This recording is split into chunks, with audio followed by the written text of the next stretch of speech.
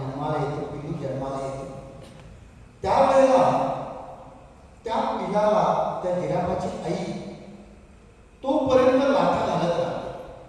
थोडं ऐकायला क्रूर वाटेल पण सध्या तोपर्यंत लाथा घालत राहते की जोपर्यंत ते जिराफाचं पिल्लू स्वतःच्या 4 पायावर उभा राहत नाही.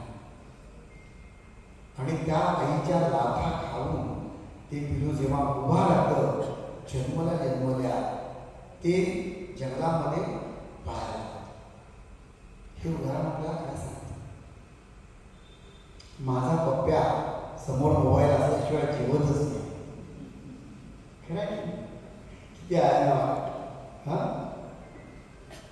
तर त्यावेळेला हे उदाहरण लक्षात घेऊया की निसर्ग काय करतो.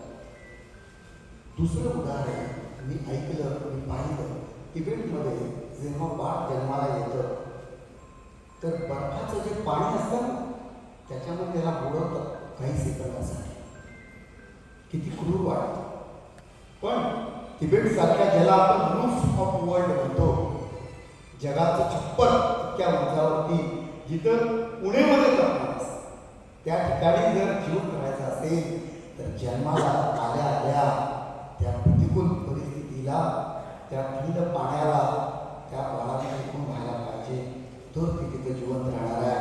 नाहीतर ते आयुष्यभर अशक्त राहील, दुर्बल राहील, टिकून राहू शकणार नाही. हे पॅरेंटिंग कसं म्हणायचं